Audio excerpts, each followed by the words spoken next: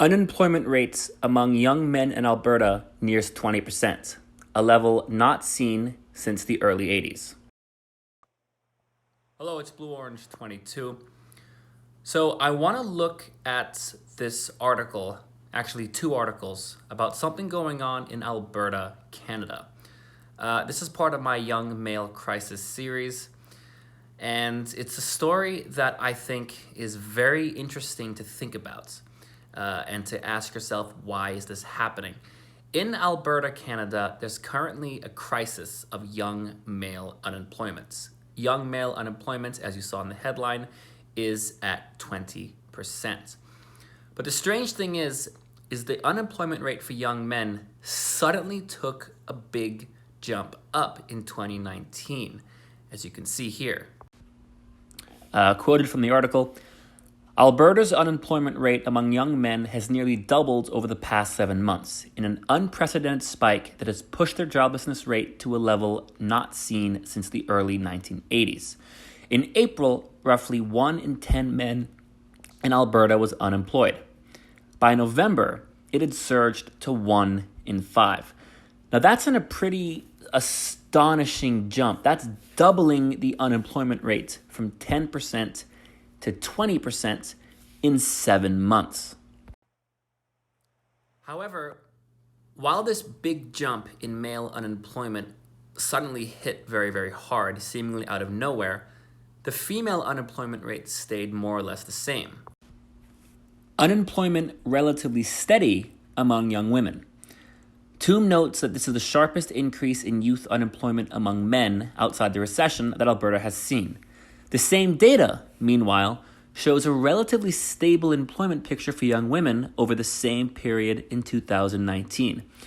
And you can see a chart down below showing the male and female unemployment rates. You can see where the male line suddenly shoots up and the women's line kind of stays the same. Now you have to kind of wonder, the male unemployment rate doubled in 7 months, but the female unemployment rate stayed pretty much the same. What would cause something like that? Now, it's worth noting that sudden surges in young male unemployment isn't unusual, and it does sometimes happen when there's a problem with, say, the oil industry or the steel industry, jobs that are typically male-dominated. But for this recent surge, that's not the case, and it's not really something that they seem to be able to explain. Both young men and women saw their unemployment rate surge in 2015 and 2016, when Alberta was in the grips of a recession. But the effect was especially pronounced for men. Now, this is actually normal, as the next paragraph is going to explain. As oil prices plunged and jobs were lost across the province, Toom said the lines of work dominated by younger male workers, such as oil and gas extraction, support activities, and construction, often saw the heaviest losses. So basically what this means is that the jobs being lost were the more male-dominated jobs.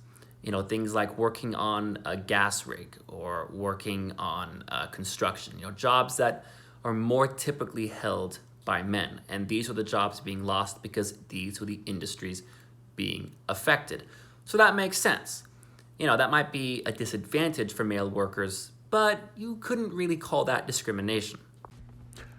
But after peaking in mid-2000, the unemployment rate among young men declined for nearly 2 straight years.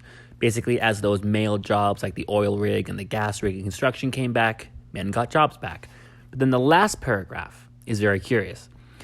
Then in 2019, it turned on a dime and started shooting upwards again, surging from a rate of 10.6% in April to 19.4% in November. I like the phrase turned on a dime is very interesting. It's like all of a sudden it came out of nowhere, and it wasn't the same thing as happened before when those male jobs were lost. Keep in mind, the female unemployment rate stayed the same. So you have to admit that's pretty weird. All of a sudden, the male unemployment rate doubles in 7 months with no explanation. but the female unemployment rate stays the same. Now, keep in mind, they haven't been able to explain what caused this sudden doubling of the male unemployment rate, as the article says. And that, Toom said, is trickier to understand. What I think is concerning, but also difficult to explain, is why we're seeing a continued deterioration of the employment rate, Toom said. But of course, that really just means of the male employment rate. So typically, when the recession ends, employment rates stop falling. But for men under the age of 25, their employment rate has just kept on declining. Now, this is when a men's rights activist might start to get a little suspicious. And also when he might wonder, how come this isn't a bigger story? Because it seems like a really major inequality. And Canada's Prime Minister, Justin Trudeau, is an openly declared feminist, and he's always talking about bringing feminism and gender equality into Canada. So why wouldn't this be an example of something to pay attention to? This is a very big gap between the genders. But what's causing it? They don't seem to have any explanation for it. And suddenly, in 7 months, the male unemployment rate doubles. It just feels pretty dire.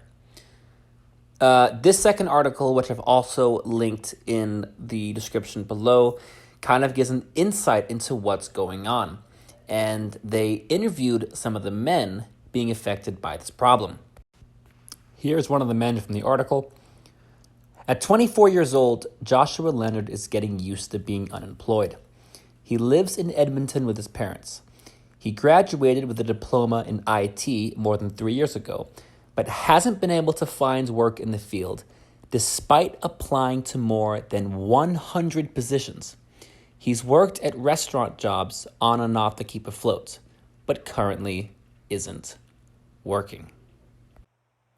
Now, the part about sending 100 applications and not getting a single job offer really hit close to home, because that's exactly what I'm experiencing here in Los Angeles. In fact, I'm on 125 applications now without a single job offer. I keep count of the Craigslist posts that I respond to and the resumes that I send out, and I'm getting absolutely nothing after 125. The guy in the story had 100 applications sent out, and he has a degree in IT, and he didn't get a single offer. And this is something that a lot of young men seem to be experiencing. And when you see that the unemployment rate for young men doubled in 7 months, but women's unemployment rate stayed the same in the same age bracket, you can't help but think that's a little bit suspicious, especially when the Prime Minister of Canada is an open feminist and is always talking about feminist policies for business and for women's initiatives in the workforce.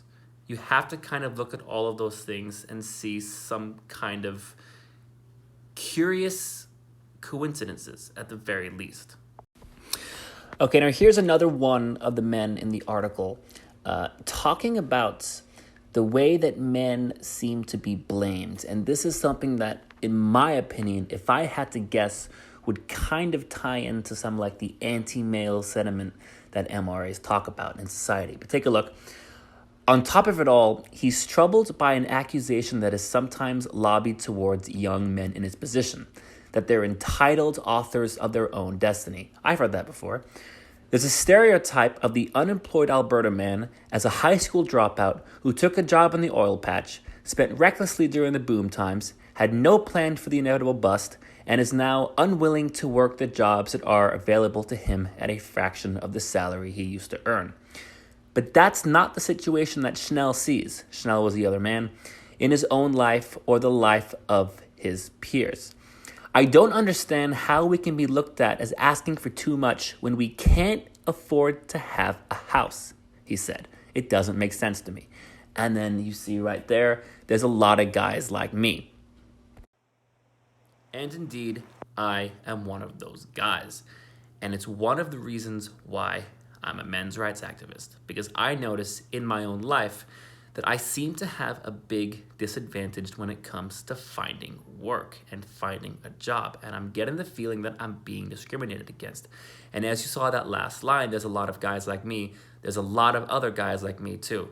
And there's a lot of young men who are beginning to notice the same thing, that there seems to be something going on in society today that's working against men who are trying to find work and trying to find a job. And the statistics are showing that we're right.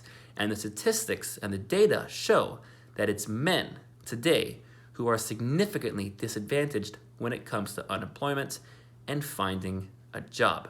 And it's why MRAs say that the way feminists describe male privilege just doesn't seem to match the real world.